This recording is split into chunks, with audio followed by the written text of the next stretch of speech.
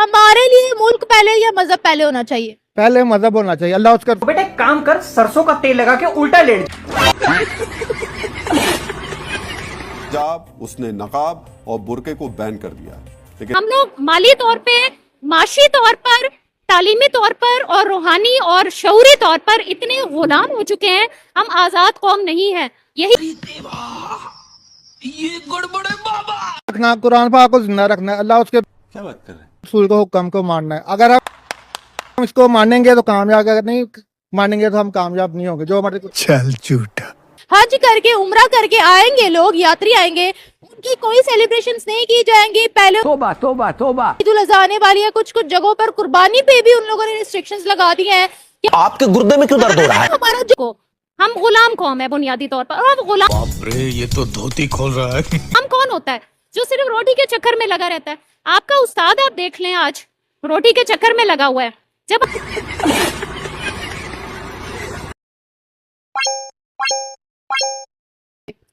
ये लोग कुरान पे अमल नहीं करते, अपनी मर्जी से चल रहे हैं। जो अल्लाह उसके रसूल का बनता है उसके मुताबिक इन्हें करना चाहिए।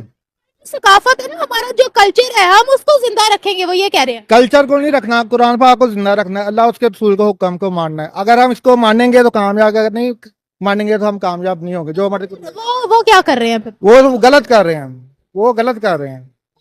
अगर हम लोग जो है वो इस तरह लॉज मानेंगे तो हमारे मुल्क में मजहबी जुनूनियत पैदा होगी।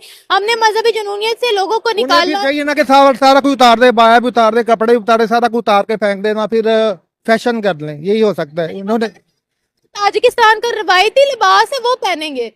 ठीक कह रहे हैं, लेकिन जब आप घर से निकले अपना सर से लेके पाँव तक आपने जिसम को ढके, हाथ की उंगलियां तक भी नहीं नजर आने चाहिए। ये ऐसा हो रहा है? ये बताएं मुझे। नहीं हो रहा, हमारे मुल्क में भी नहीं हो रहा। बिल्कुल ऐसे हो रहा है। यूनिवर्सिटियों में देख ले, सारा कुछ ऐसा ही हो रहा है। लोग सिगरेट पी रहे हैं, लड़कियां सिगरेट पी रहे हैं, नशा कर रहे हैं। हाफ हाफ ड्रेस पहना उन लोगों ने।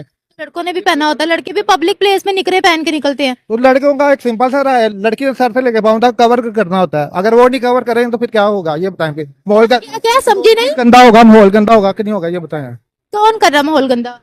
हम लोग ही कर रहे हैं ना। हम लोग दीन को नहीं फॉलो कर रहे, हम इंटरनेट को ही फॉलो कर रहे हैं। क्या करते हैं? ऊपर पे बाइक चलाते इंटरनेट पे चलाते हैं, जी। इंटरनेट का सही इस्तेमाल कर रहे हैं। जी बिल्कुल। तो गंदा नहीं है ना, लोग गंदे मैं हैं, उन्हीं जो की बात चीजें मैं तो गंदी वही तो सर्च कह करते रहा हूँ, हैं। लेकिन सब लोग इसी तरह रुझान कर रहे हैं। वर्दी कोई भी नहीं कर रहा, रब उसकी सोच नहीं चल रहा है किसी एक चीज। अब देखिए इंटरनेट है, इंटरनेट तो नहीं कहता ना मुझे गलत तरीके में यूज करो। वो हम खुद जो गलत चीजों को प्रमोट करते हैं। वो लोग आपकी बात चाहे, लेकिन आप इस चीज को भी तो कवर करवाए ना कि आप लोगों को ऐसा नहीं करना चाहिए। की राय लेनी है ना। मैं तो आपको बता रहा हूँ ना कि लोग ऐसे कर रहे हैं। लोग हमारे लिए मुल्क पहले या मजहब पहले होना चाहिए? पहले मजहब होना चाहिए। अल्लाह उसका रसूल का हुक्म, बाकी बात में। और सबसे बात ये, जो रब ने कुरान में कहा उसके मुताबिक फैसला करना चाहिए, और आपके रसूल ने जो कहा उसके मुताबिक फैसला करना चाहिए। ठीक है, और अदरवाइज कुछ भी नहीं है भाई। ये कहना है कि जो स्कूल की यूनिफॉर्म के जो नियम है उसमें हिजाब पहनने की इजाजत जो है वो नहीं है, यानी कि स्कूल की यूनिफॉर्म जो है वो ज्यादा इंपॉर्टेंट है हिजाब को पहनने को लेकर। भारत में भी यही मुद्दा था। लेकिन जो अभी इसमें आया है, तो इसमें जो बयान राष्ट्रपति की ओर से दिया गया है वो भी यहाँ पर जानना जरूरी रहता है। बयान में कहा गया है कि ये कानून किसी धर्म के खिलाफ नहीं है, बल्कि इसका मकसद लोगों को अपने पारंपरिक और राष्ट्रीय परिधान पहनने के लिए प्रोत्साहित करना है। उन्होंने कहा बुर्का नहीं कोई पहनेगा, हिजाब नहीं कोई करेगा। उन्होंने कहा जो हमारा रवायती लिबास है, जो हमारा कल्चरल ड्रेस है, वही सब के सब लोग पहनेंगे। इसके अलावा और कोई भी अपनी मर्जी नहीं कर सकता। इस हवाले से आप क्या कहेंगी? कहा है कि जो मक्का से हज करके आ रहे हैं उनके लिए सेलिब्रेशंस नहीं होंगी। आप इन सब चीजों को कैसे देखती हैं? इसमें सबसे बड़ी बात यह है कि इंसानी हुकूक वहाँ पे होना ज्यादा जरूरी है। बुनियादी तौर पर ये मुसलमान नहीं, इंसानी हुकूक की बात है। देखिए, आप किसी भी कम्युनिटी को जबरन अपने कौमी या माजी के मफादात या सियासी मफादात की बुनियाद पर भेड़ बकरियों की तरह नहीं चरा सकते। और भेड़ बकरियों की तरह जाहिर है, एक तो आप गुलामों को चराते हैं, दूसरी बात यह कि इंसानी हुकूक का तयन करना बहुत जरूरी है। हमारे यहाँ इंसानी हुकूक की बहुत कमी है। वजह यह है कि हमने जो दुनिया के बड़े बड़े प्लेटफॉर्म है, मसलन फलस्तीन में कितना जुल्म हुआ, हम अभी भी इजरायली प्रोडक्ट्स खरीदते हैं। हमने कोई उसके खिलाफ जो सही हक था फलस्तीन का, हमने एहतजाज नहीं किया। तो हम बुनियादी तौर पर सोई भी कौम है। यही वजह है कि देखिए, होता यह है कि एक इंसानियत का कत्ल कुरान में क्यों है, पूरी इंसानियत के बराबर है, क्यों है? हमने कभी सोचा है? क्योंकि नफरत फैलती है, जब एक इंसान कत्ल होता है नफरत फैलती है।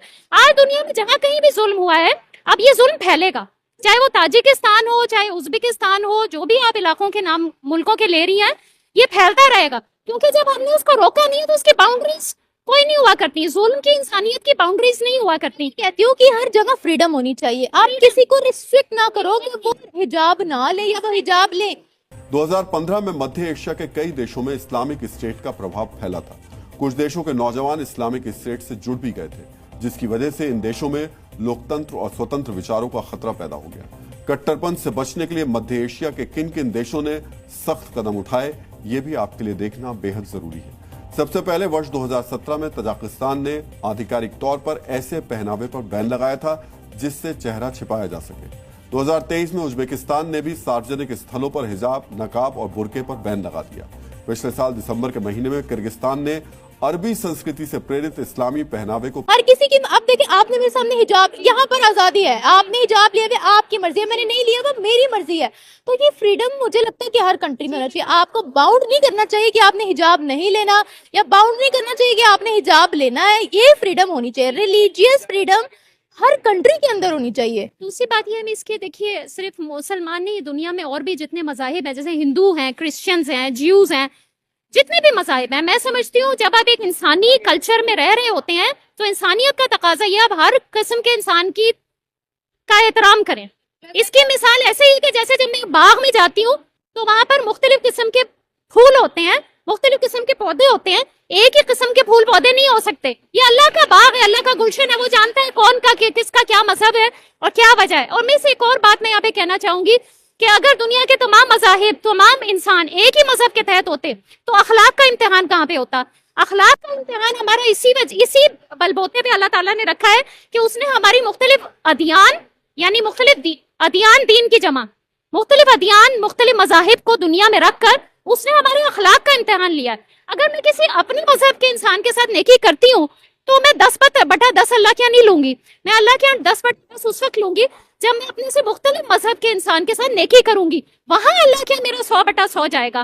तो बात यह है कि जितनी मैं दूसरे मजाहिब के साथ इंसानी आजादी, इंसानी हुकूक को फरोग दूंगी, उनको बहम पहुंचाऊंगी, उनको फराहम करूंगी, तो उतना ही अल्लाह के यहाँ मेरा दर्जा बुलंद होगा। ये अल्लाह का इम्तिहान है। अल्लाह ने दुनिया बनाई है, मैंने तो नहीं बनाई, ठीक है, या आपने तो नहीं बनाई, ठीक है।